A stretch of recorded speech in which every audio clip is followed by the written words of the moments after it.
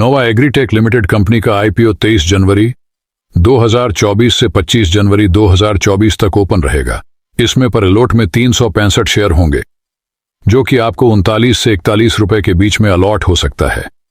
अभी इसका grey market का प्रीमियम 20 रुपए पर शेयर चल रहा है, मतलब कि पर लॉटी पर 7,300 का फायदा बता रहा है, जो कि परसेंटेज के हिसाब से 48% निकल कर आता है एक लोट पर। अब बात कर लेते हैं कि कंपनी करती क्या है। कंपनी 2007 में को इनकॉर्पोरेट हुई थी। कंपनी 16 साल पुरानी है। यह कंपनी खेती और फार्मिंग से रिलेटेड वर्क करती है। यह हैदराबादी बेस्ड कंपनी है। कंपनी 3 प्रकार के प्रोडक्ट बनाती है, जैसे कि मिट्टी को उपजाऊ बनाने के लिए जो खाद्य डालते हैं, कृत्रिम खाद्य बनाती है। दूसरा प्रोडक्ट फसल को कीड़ों से सुरक्षा देने के लिए यह केमिकल बनाती है। तीसरा फसलों की ग्रोथ के लिए, उनको अधिक प्रोड्यूस करने के लिए यह प्रोडक्ट बनाती है। कुल मिलाकर यह है कि कंपनी फार्मिंग से रिलेटेड प्रोडक्ट बनाती है, जिसमें खाद, बीज, केमिकल आदि शामिल है। कंपनी का काम सदाबहार सेक्टर वाला ही है। देश की बढ़ती जनसंख्या में खाद्य की आपूर्ति के लिए यह कंपनी द्वारा किया गया काम हमेशा डिमांडिंग रहेगा, लेकिन इससे रिलेटेड काम का कंपटीशन पहले ही बाजार में मौजूद है।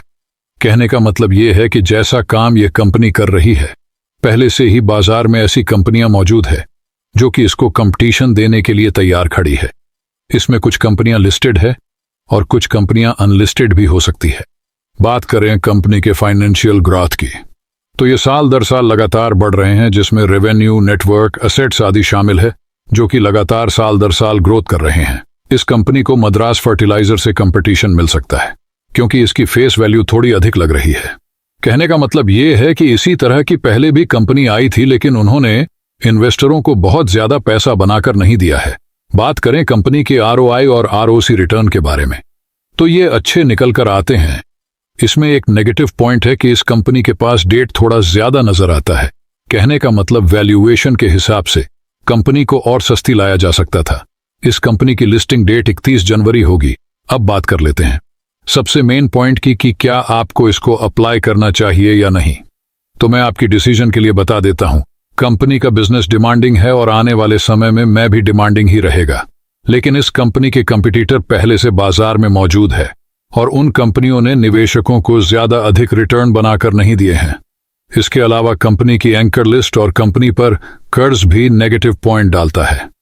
अगर कंपनी को फाइनेंशियल स्टेबल रहना है तो कंपनी को अपना कर्ज चुकाना होगा, उसके बाद ही यह बाजार में सरवाइव कर सकती है। कहने का मतलब यह है कि फर्टिलाइजर सेक्टर बम्पर रिटर्न बनाकर नहीं देता इन्वेस्टरों को, इसलिए आप अपना मेहनत का पैसा अपनी सूझबूझ और अपने एनालिसिस के आधार पर ही लगाए। यहां पर किसी भी प्रकार का रिकमेंडेशन नहीं दिया गया है। यह वीडियो आपकी जानकारी के लिए है। जानकारी पसंद आई हो तो आप वीडियो को लाइक कर सकते हो। धन्यवाद।